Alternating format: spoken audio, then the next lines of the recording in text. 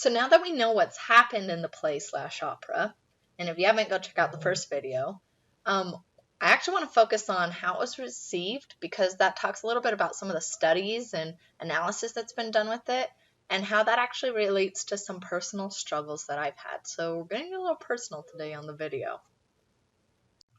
So how was it received? Not well. It was really dark for the time, and a lot of critics greeted it very poorly. This article describes it as greeted by the critical equivalent of fits and screaming.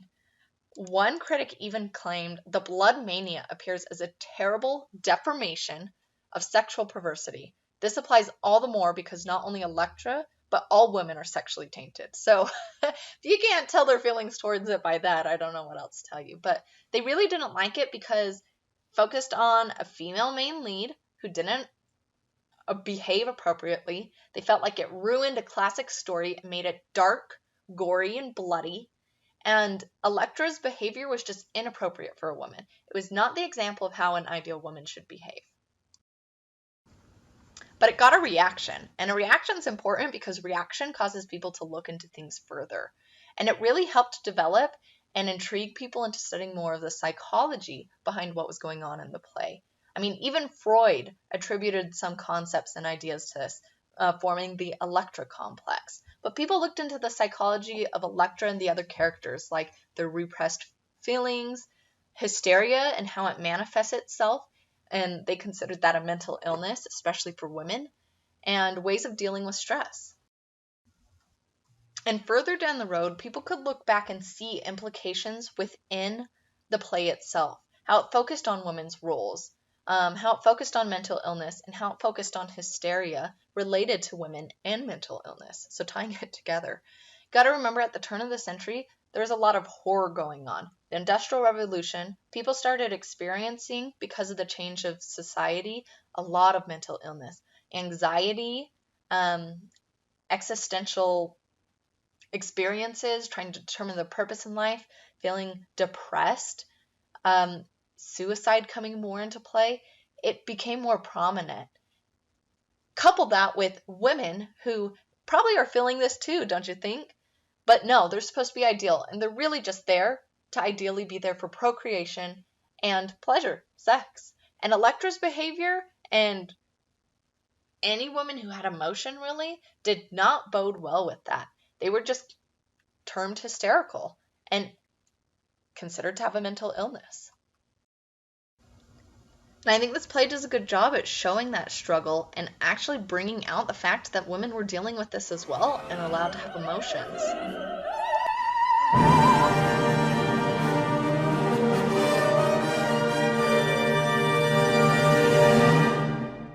I've dealt with these topics personally on multiple accounts in my life.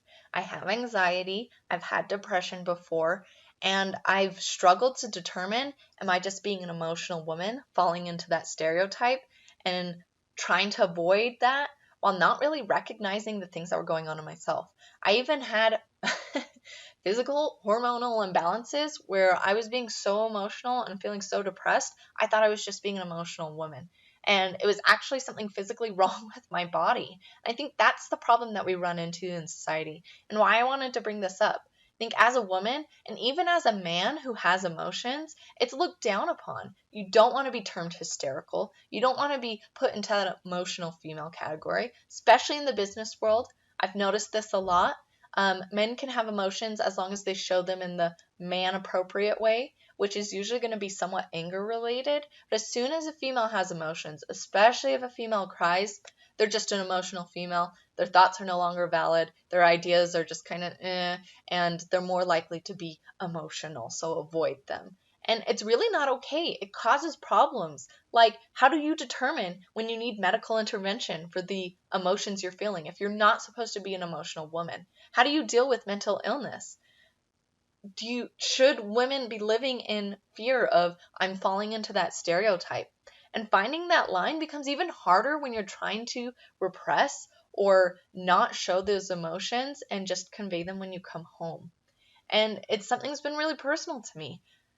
Feeling the anxiety of social interactions by not wanting to show emotion, feeling depressed by only dealing with my emotions on my own because I felt like I couldn't share them is hard. And I think it's something important for young women to know it's okay to be emotional.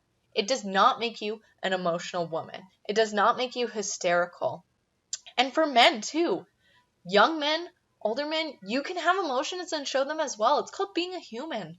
And feeling those emotions helps you determine when you need help, sometimes when you need medical intervention.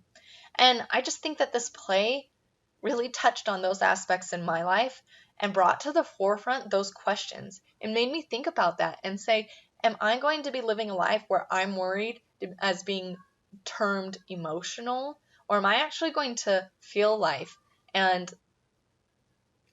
take care of myself and recognize what I'm feeling? So I want to hear your guys' thoughts and experiences on this. Has anyone else experienced this?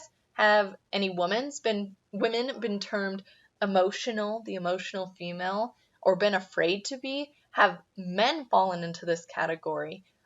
Leave your comments and experiences or thoughts. Do you think this is even a real problem down below? And watch for the next video, which shows how I'm going to incorporate these personal aspects into my photography.